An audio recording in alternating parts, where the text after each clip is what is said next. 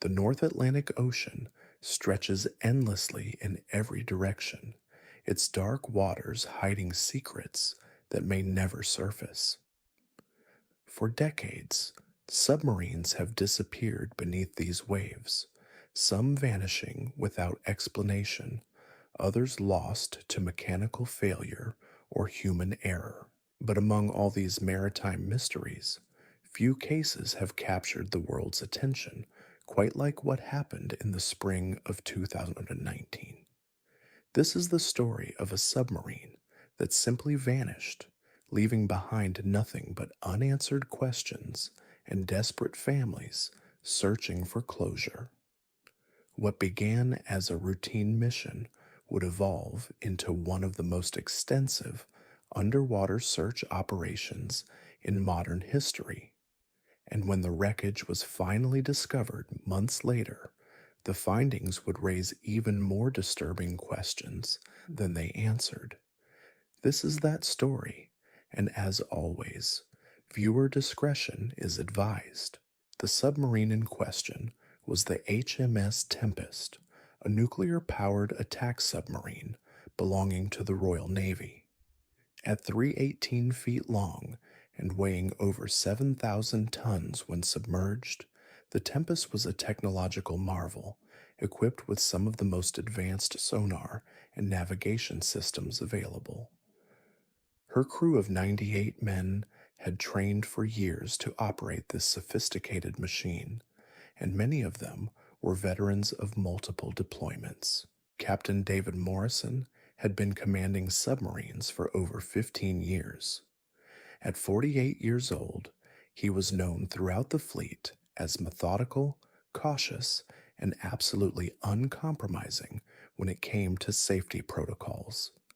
His crew respected him not just for his experience, but for his ability to remain calm under pressure.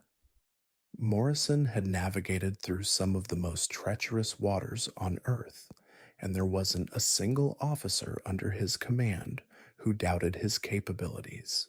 The mission itself was classified, but what we do know is that the Tempest departed from Her Majesty's Naval Base, Clyde, in Scotland, on March 14th, 2019. The weather conditions that morning were favorable, with calm seas and clear skies. According to official records, the submarine was expected to maintain regular communication with naval headquarters every 12 hours throughout the duration of their patrol. For the first 3 days, everything proceeded exactly as planned. The Tempest checked in precisely on schedule, reporting their position and status without any indication of problems. The crew was operating in waters they knew well, following established patrol routes that had been used safely for decades. There was absolutely no reason to expect anything other than a routine mission. But on March the 18th, something changed. The scheduled 0800 hours communication never came. Naval headquarters waited, assuming perhaps there was a minor delay or technical issue with the communications equipment. Such brief interruptions weren't entirely uncommon, especially when submarines were operating at significant depths where signal transmission could be challenging. When the 2000 hours check-in also failed to materialize, however, alarm bells began ringing throughout the naval command structure. A submarine doesn't simply go silent without reason, particularly not one with Captain Morrison at the helm. Within hours, a massive search and rescue operation was launched, involving multiple naval vessels, aircraft, and specialized underwater detection equipment. The search area initially focused on the Tempest's last known position, roughly 200 nautical miles northwest of the Scottish coast. This region of the North Atlantic is known for its unpredictable weather patterns and complex underwater topography. Massive underwater mountain ranges and deep trenches create a labyrinth beneath the surface where sound waves can bounce and distort in unexpected ways. For the families of the 98 crew members, the waiting was agonizing. Sarah Morrison, Captain Morrison's wife of 22 years, later described those first few days as the longest of her life. She had been through deployments before, had experienced the anxiety that comes with having a husband who spends months underwater in one of the world's most dangerous environments. But this was different. The silence was deafening. The Royal Navy deployed every available resource to the search effort. Surface ships equipped with advanced sonar systems methodically combed the ocean floor, while aircraft flew search patterns overhead, looking for any sign of debris or emergency beacons. Underwater drones were dispatched to explore the deepest areas where a disabled submarine might have sunk. As days turned into weeks, the search area expanded exponentially. Ocean currents could have carried debris hundreds of miles from the original location, and without knowing exactly what had happened to the Tempest, search coordinators had to consider every possibility. Had there been a catastrophic hull breach, a fire that forced an emergency service, or perhaps the submarine had suffered a complete power failure and was drifting silently in the depths, her crew trapped but alive? The international community rallied to assist in the search efforts. The United States Navy contributed specialized deep sea rescue vehicles, while Norwegian and Canadian forces provided additional ships and aircraft. This wasn't just about finding a missing British submarine. It was about the unwritten code of the sea that transcends national boundaries. When sailors are in peril, everyone responds. Meanwhile, investigators began examining every detail of the Tempest's final days.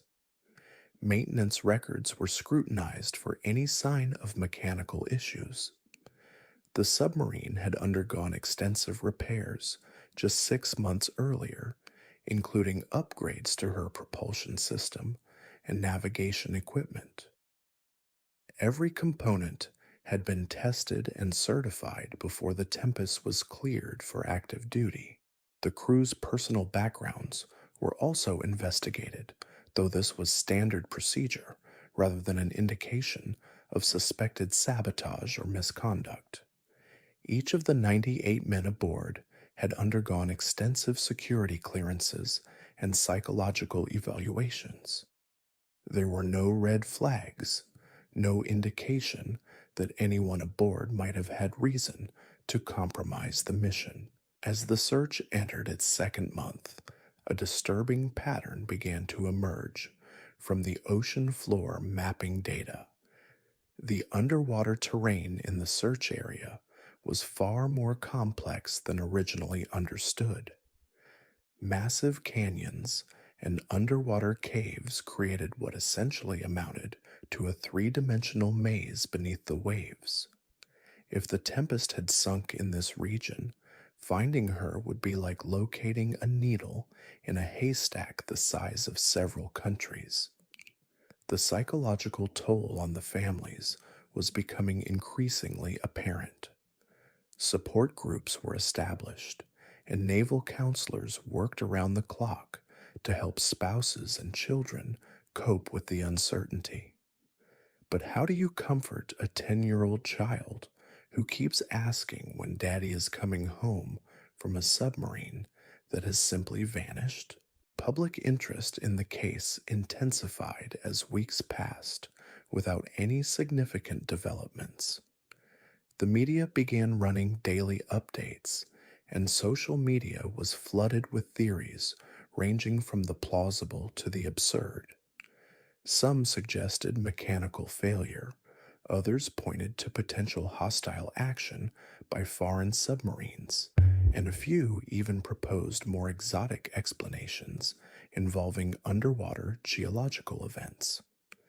The Royal Navy maintained strict control over information released to the public, citing both operational security and respect for the families involved. But behind closed doors, senior naval officers were grappling with an unprecedented situation.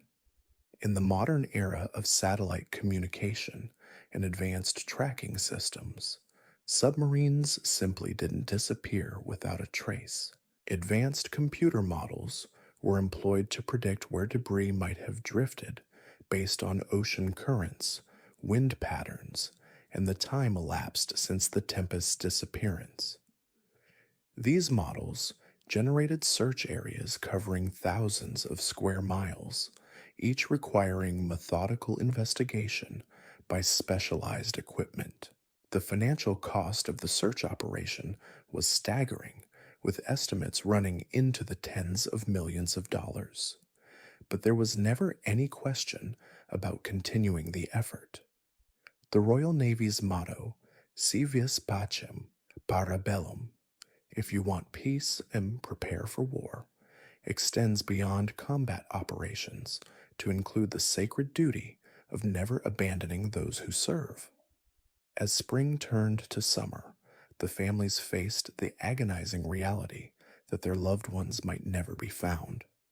Memorial services were discussed but never scheduled because hope, however faint, remained alive. Somewhere beneath the cold waters of the North Atlantic, the HMS Tempest and her crew of 98 might still be waiting for rescue. The breakthrough came on July 23rd, nearly 4 months after the Tempest had vanished. A deep-sea research vessel, conducting geological surveys in an area roughly 300 miles from the submarine's last known position, detected an anomaly on the ocean floor. At first, the sonar signature appeared to be nothing more than an unusual rock formation, but something about its geometric patterns caught the attention of Dr. Elena Rodriguez, the expedition's lead marine geologist. Rodriguez had spent 15 years studying underwater formations, and she knew the difference between natural geological features and man-made objects. The sonar image showed what appeared to be a long, cylindrical structure resting at a depth of nearly 2,800 feet. The dimensions were consistent with a submarine, but the location was puzzling. How had the Tempest ended up so far from her planned route? Within hours of the discovery, the research vessel had contacted Naval Headquarters, and a specialized recovery team was dispatched to investigate.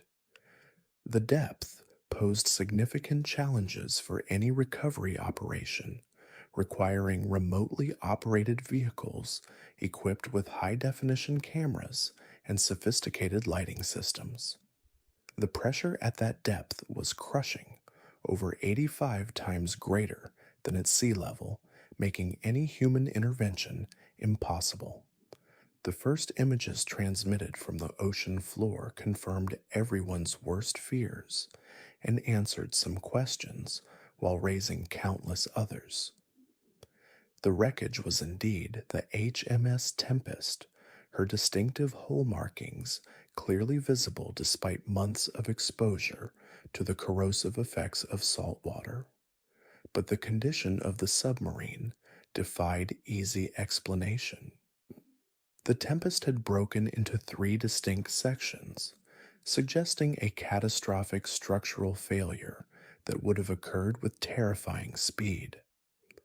The forward section, containing the torpedo room and crew quarters, lay approximately 200 feet from the main hull.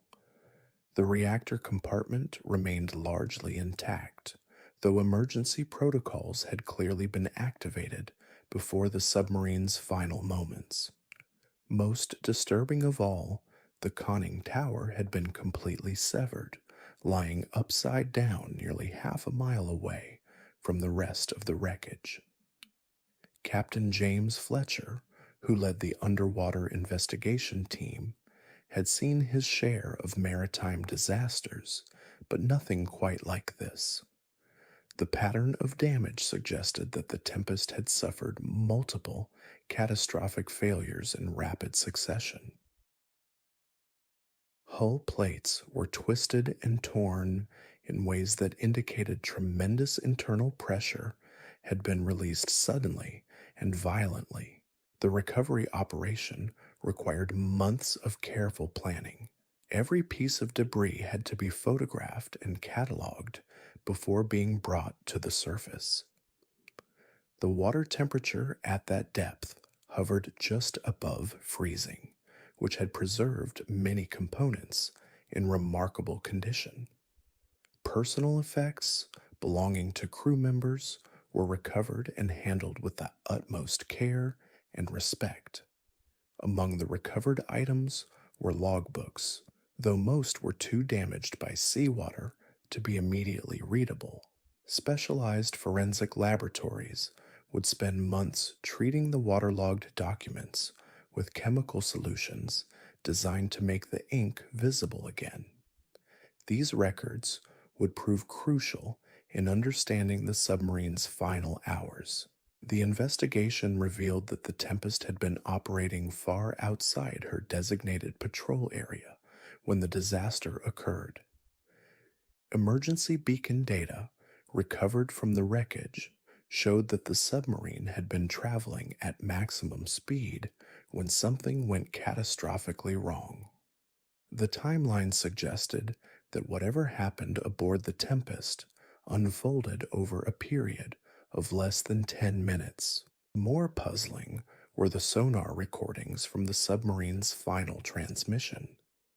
Advanced audio analysis revealed sounds that didn't match any known mechanical failure patterns. There were metallic grinding noises, followed by what acoustics experts described as a series of rapid, rhythmic impacts against the hull. The recordings lasted exactly 7 minutes and 43 seconds before cutting off abruptly. The reactor compartment provided additional clues about the crew's final moments. Emergency shutdown procedures had been initiated, suggesting that someone had remained at their post long enough to prevent a nuclear incident that could have contaminated vast areas of the ocean. This act of heroism, performed in the face of certain death, spoke to the professionalism and courage of the Tempest crew. Personal items recovered from the wreckage painted a heartbreaking picture of lives cut short. Wedding rings, photographs of children, letters never sent home. Each object told a story of someone's husband, father, son, or brother who had simply been doing their duty when disaster struck. The recovery team worked with tremendous care to ensure that every personal effect was returned to the appropriate family. The families of the crew members faced a new kind of anguish as details of the discovery emerged. While there was finally closure regarding their loved one's fate, the circumstances of the disaster raised disturbing questions. How had an experienced captain like Morrison ended up so far off course? What could have caused such catastrophic damage to a submarine designed to withstand enormous pressures and stresses? Naval investigators worked around the clock to piece together the events leading to the Tempest's destruction. Computer science that the submarine had been ascending ulations based on the wreckage pattern suggest rapidly when the hull failed. This was inconsistent with standard emergency procedures, which would have called for controlled ascent rates to prevent decompression injuries. The international maritime community watched the investigation with intense interest. If a modern nuclear submarine could suffer such a catastrophic failure without warning, it raised questions about the safety of similar vessels operating in oceans around the world. Submarine commanders began reviewing their own emergency protocols and evacuation procedures. Meanwhile, oceanographers studying the wreckage site made an unexpected discovery. The seafloor in the immediate area showed signs of recent geological activity, including what appeared to be fresh scarring from some kind of underwater landslide. Could seismic activity have played a role in the Tempest's destruction? The timeline suggested that any geological event would have had to occur almost simultaneously with the submarine's presence in that exact location. The odds of such a coincidence were astronomical, yet the physical evidence couldn't be ignored. Core samples taken from the ocean floor revealed layers of sediment that had been disturbed within the time frame of the Tempest's disappearance. Something had definitely happened down there, something violent enough to reshape the underwater landscape. As autumn approached, the investigation entered a new phase. The recovered components were transported to specialized naval facilities for detailed analysis. Metallurgists examined hull fragments under powerful microscopes, looking for signs of metal fatigue, corrosion, or structural defects that might have contributed to the disaster. The metallurgical analysis also revealed something that sent shockwaves through the naval engineering community. The hull fragments showed microscopic fracture patterns that were unlike anything seen in previous submarine disasters. Under electron microscope examination, the steel exhibited what Dr. Margaret Chen, the lead materials scientist, described as crystalline disruption at the molecular level.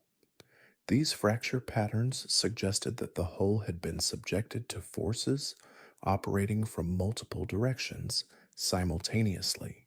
Traditional submarine hull failures typically show stress patterns radiating outward from a single point of catastrophic breach. But the Tempest hull fragments displayed a chaotic web of microfractures that seemed to have propagated throughout the entire structure within seconds. The implications were deeply troubling. If the hull had indeed failed in this manner, it meant that whatever force had acted upon the submarine was far more powerful than anything the vessel had been designed to withstand. The Tempest hull was constructed from HY80 steel, a specialized alloy capable of withstanding pressures equivalent to diving depths of over 1,000 feet. Yet something had torn through it like tissue paper. Dr. Chen's team discovered trace elements embedded in the steel that didn't match any known materials used in submarine construction.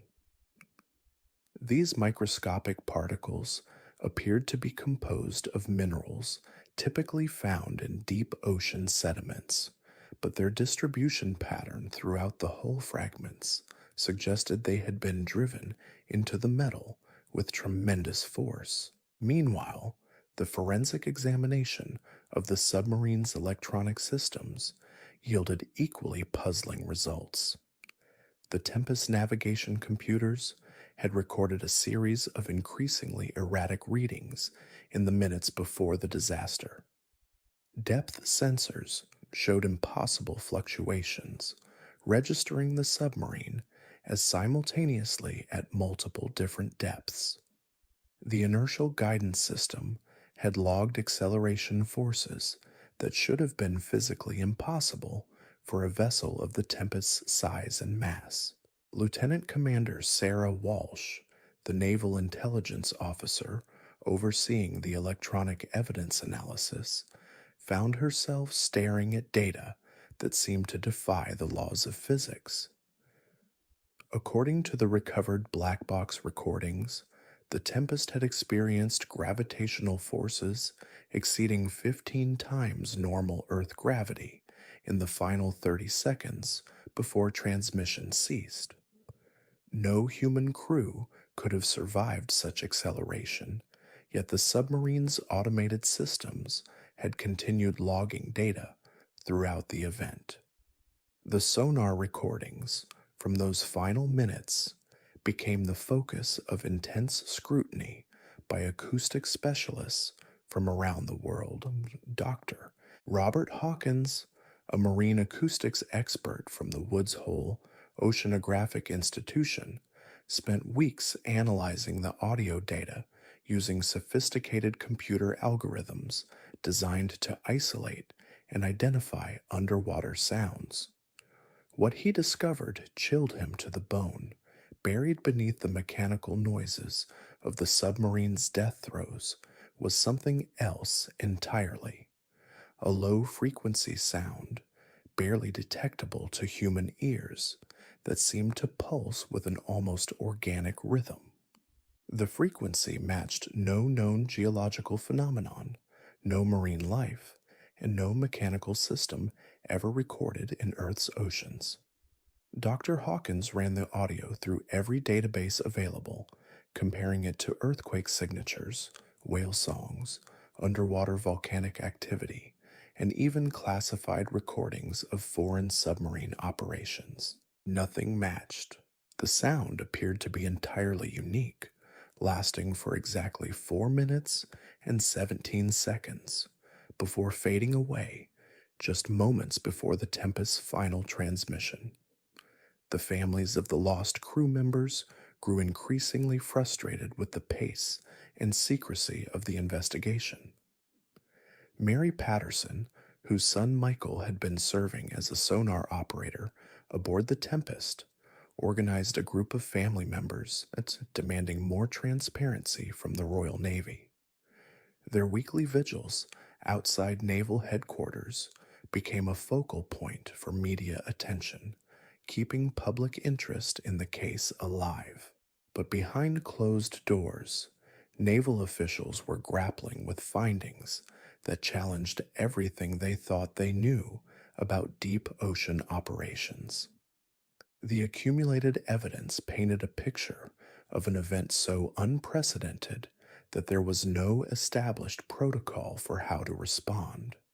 Traditional accident investigation procedures seemed inadequate when dealing with phenomena that appeared to exist outside the normal parameters of maritime disasters. Admiral Sir Geoffrey Thornton, who had overseen submarine operations for over 3 decades, found himself facing the most perplexing case of his career. The Tempest disaster exhibited characteristics that belonged more in the realm of science fiction than military accident reports. Yet the physical evidence was undeniable, documented by multiple independent sources and verified through exhaustive testing procedures. The international implications were staggering. If the cause of the Tempest's destruction remained unknown, how could any nation guarantee the safety of its submarine fleet? The world's oceans suddenly seemed far more dangerous and mysterious than anyone had previously imagined. Submarine commanders from various navies began reporting increased anxiety among their crews, who were all too aware that they might encounter whatever had destroyed the Tempest. Secret meetings were held between naval officials from NATO countries, sharing classified information about similar, unexplained incidents that had previously been dismissed or covered up. What emerged was a disturbing pattern of submarine encounters with unidentified underwater phenomena dating back several decades. Most had been explained away as equipment malfunctions or crew hallucinations brought on by the psychological stress of prolonged submersion. But the Tempest case was different. The physical evidence couldn't be explained away or attributed to human error. Something real and tangible had destroyed one of the most advanced submarines ever built, and that something remained at large in the depths of the world's oceans. The investigation team began exploring increasingly exotic theories to explain the disaster. Underwater seismic weapons developed by hostile nations, unknown species of deep sea life capable of generating enormous pressures, even theoretical geological phenomena involving rapid changes in ocean density that could crush a submarine like an empty can. Each theory was systematically examined and ultimately rejected when it failed to account for all the available evidence. The hull damage patterns, the electronic anomalies, the acoustic signatures, and the geological disturbance at the wreck site formed a constellation of facts that no single explanation could adequately address. Dr. Elizabeth Morgan, a theoretical physicist brought in to consult on the case, proposed what she called the convergence hypothesis.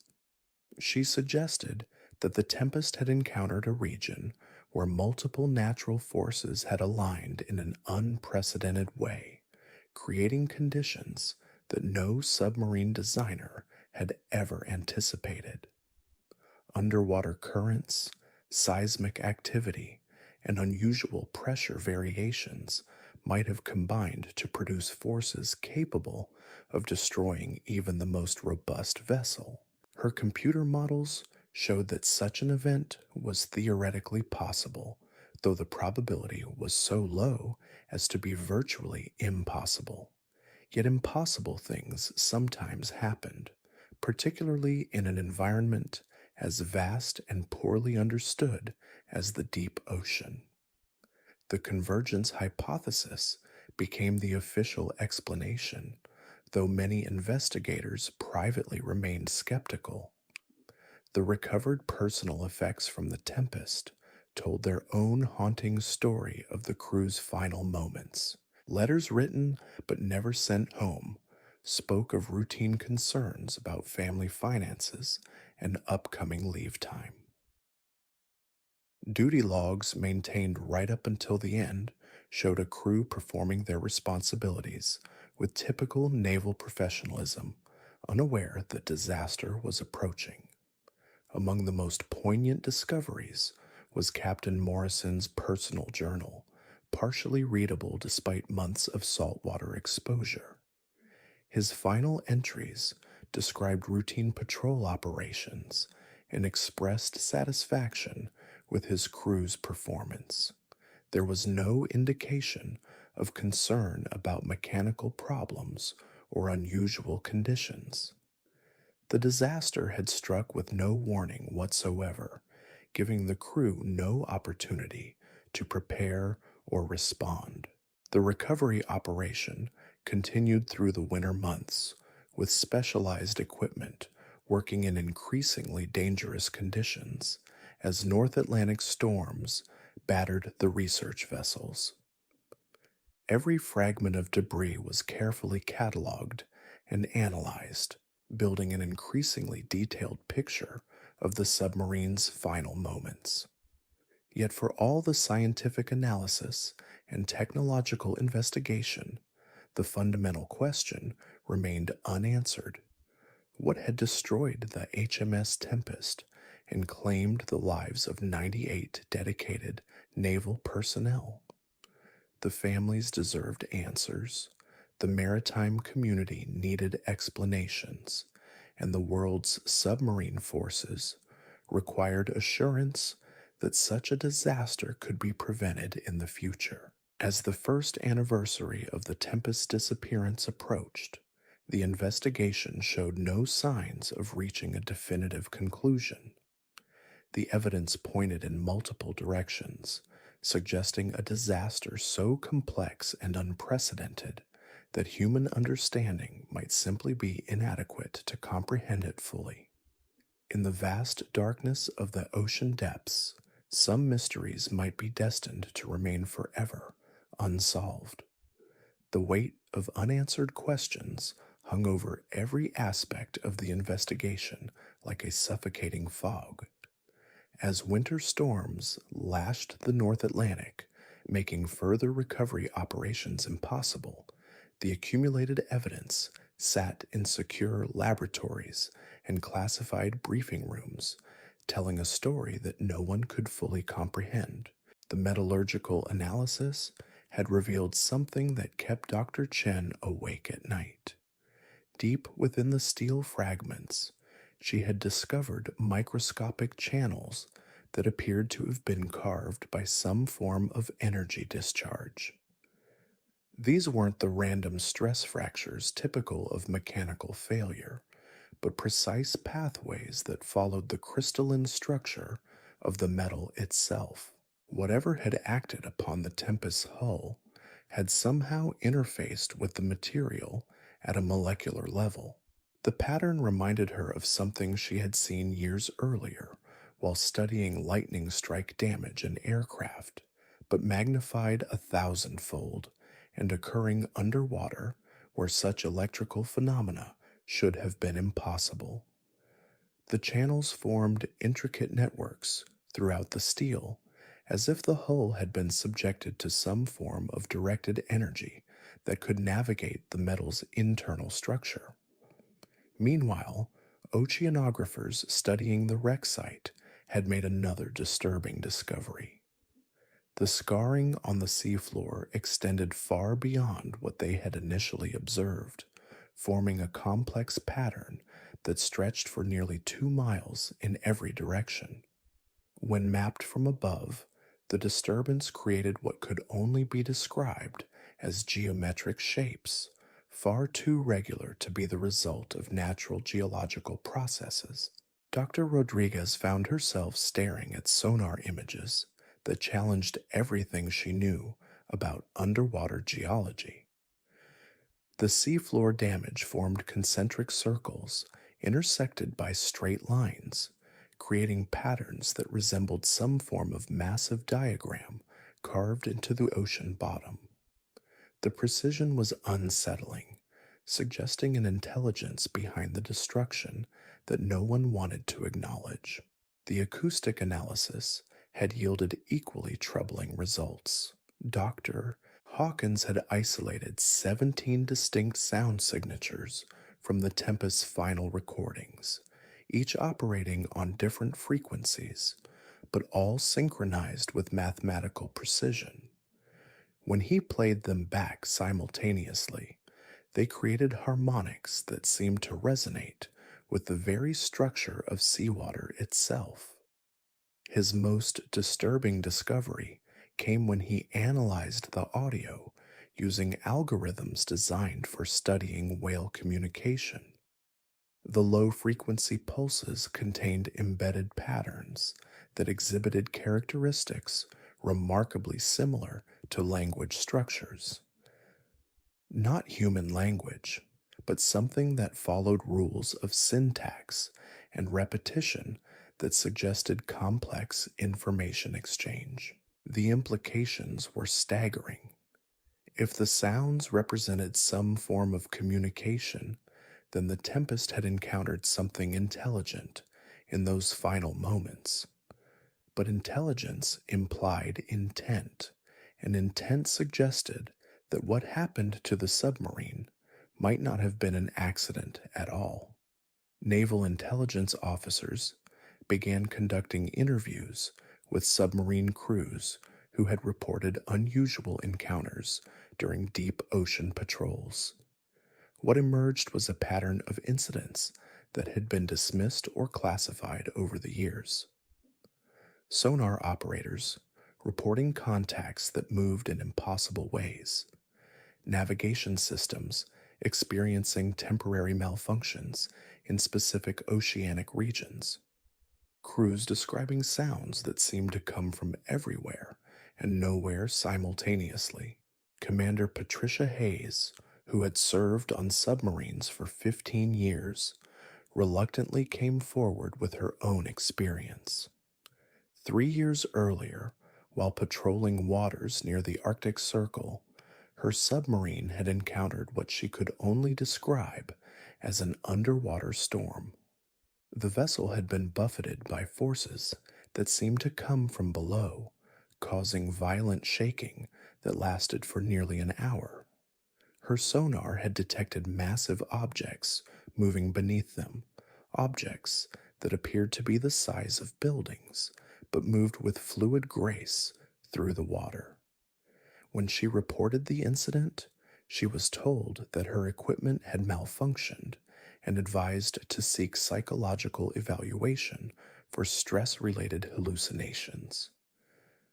The official record showed no mention of the encounter. Similar stories emerged from crews of multiple nations, a pattern of silence and denial that had kept these incidents buried in classified files for decades.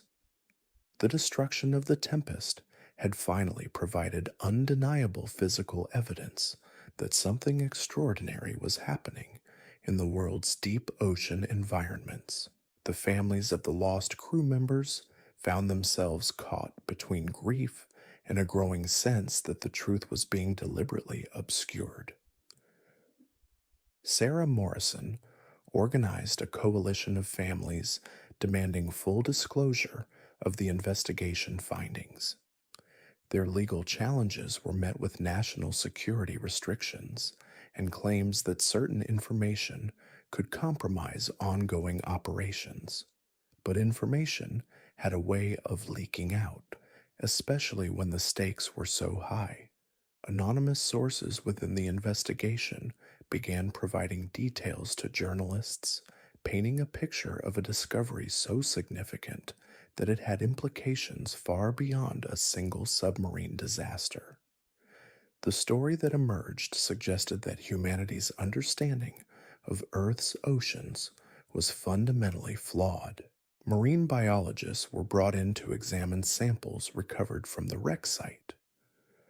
Dr. James Kellerman, a specialist in deep sea ecosystems, found himself analyzing biological material unlike anything in the scientific literature. The samples contained cellular structures that operated on principles he couldn't understand, exhibiting properties that seemed to blur the line between living tissue and advanced technology. The cells showed signs of artificial enhancement, as if natural biological processes had been modified or guided by some external intelligence. They were capable of withstanding pressures that should have been lethal to any known form of life, and they exhibited electrical conductivity patterns that suggested they might be capable of generating significant energy discharges. Dr. Kellerman's preliminary report was immediately classified, but not before he had shared his concerns with trusted colleagues.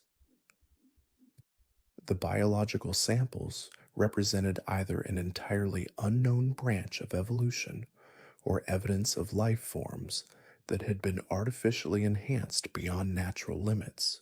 Either possibility challenged fundamental assumptions about life on Earth.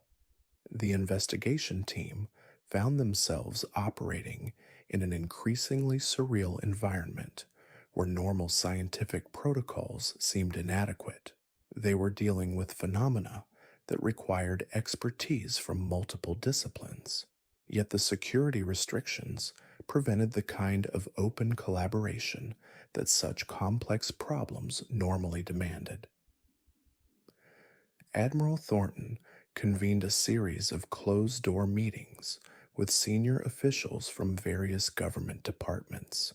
The discussions reportedly covered topics ranging from national security implications to potential public panic if the full scope of the findings became known. The decision was made to limit information sharing to an extremely small circle of cleared personnel. Yet the physical evidence continued to accumulate, each new discovery adding another piece to a puzzle that grew more complex rather than clearer with each revelation.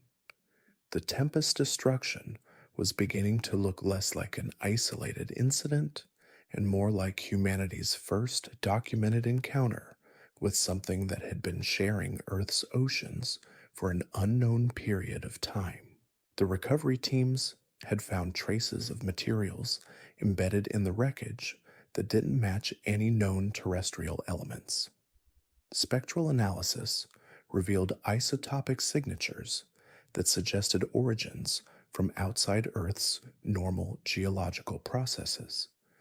The implications were so staggering that the findings were immediately moved to the highest levels of classification. Dr. Chen found herself working in facilities she never knew existed, surrounded by scientists from disciplines she had never heard of.